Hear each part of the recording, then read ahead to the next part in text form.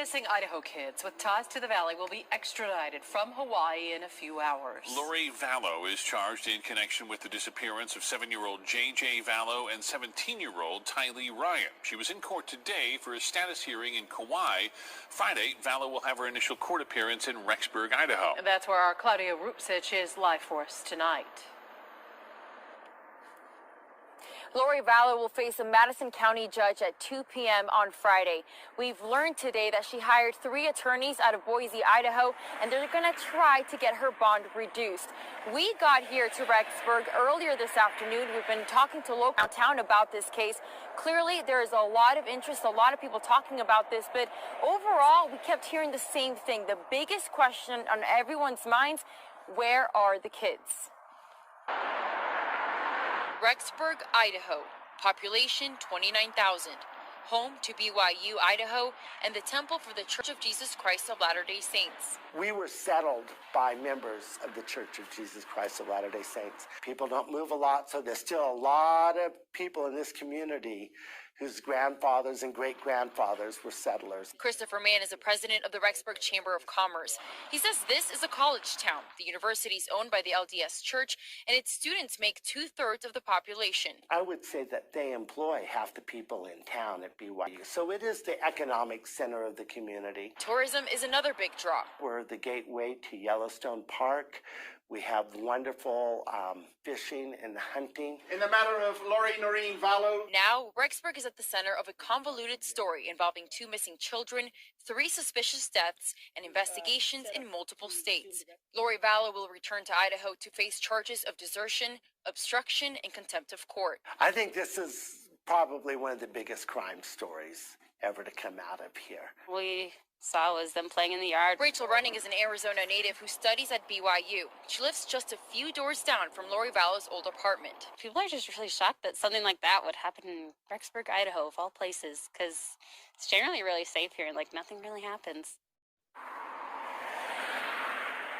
It's clear that the Mormon religion has a big influence here in the city of Rexburg. But talking to Chamber of Commerce, he told me that because the city was settled by pioneers that came from Utah, there's also a culture here of dualism. So it's been very interesting to walk around and get to know what it's like to be out here. Katie and Steve. Claudia, thank you. News for her 2 children. Lori Vallow is hours away from her return to Rexburg, Idaho. Vallow appeared in a Hawaii courtroom today for a status hearing on her extradition. Prosecutors say Idaho investigators would be picking her up tonight. Vallow is charged with deserting her children, J.J. Vallow and TYLEE Ryan, who haven't been seen since September. Other charges include obstructing officers, urging someone else to do the same, and contempt of court. She's due in court in Rexburg again tomorrow afternoon. Now, questions surrounding the kids' safety have resulted in months of desperation for family members. As that court date approaches, as you just heard, in 2 days, the grandmother, who has been the most outspoken family member in the search for JJ and TYLEE, talked today about this week and beyond. It's been months since Kay Woodcock alerted Arizona detectives about concerns for her now missing grandson, J.J. Vallow.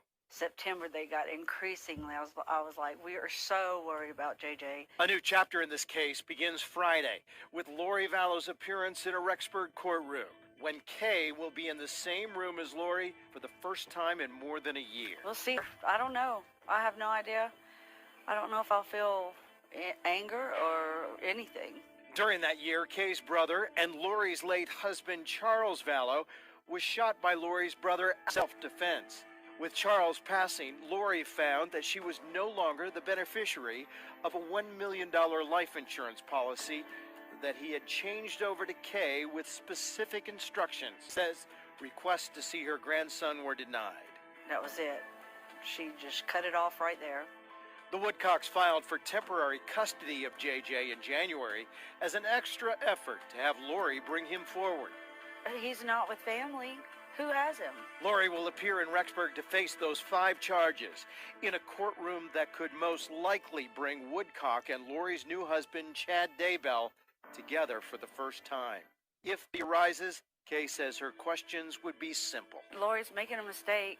Why can't you help her out? Actually, that would be really helping her out. Obviously, a lot of eyes have been glued on this case from the start, and as Friday's court date looms, our Misty Inglet is on her way to Rexburg to bring you the very latest information on our newscasts. Meantime, you can catch up on all of the twists and the turns in this story. Just text the word missing to the number on your screen. That'll provide you with all of our coverage on KTVB.com.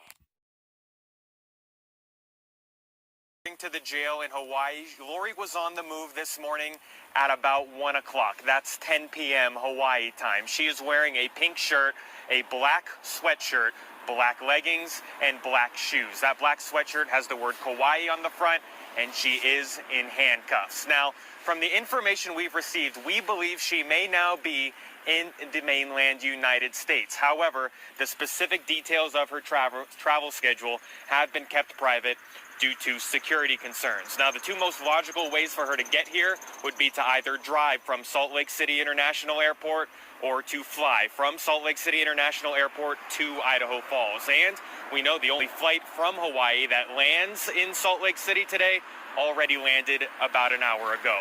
Now, Lori's defense attorney in Hawaii said his client was looking forward to coming back to Idaho so that she can defend herself against what she calls false accusations. Either way, the city she is returning to is going to be a lot more aware of her presence than they were during her first stint in Rexburg. We were settled by members of the Church of Jesus Christ of Latter-day Saints. There's still a lot of people in this community whose grandfathers and great-grandfathers were settlers. I think this is probably one of the biggest crime stories ever to come out of here. One of the allegations against Lori is that she refused to comply with a court order that would have brought her back to Idaho, not in handcuffs, but on her own terms, to prove 7-year-old J.J. Vallow and 17-year-old TYLEE Ryan are alive. Her Hawaii lawyers say she refused to comply because she felt the children would be taken away from her. She is set to face an Idaho judge for the first time tomorrow at 2 o'clock in the afternoon. We expect her new attorneys will be asking for her $5 million bail to be reduced. We're live in Rexburg this morning. Adam Herbett.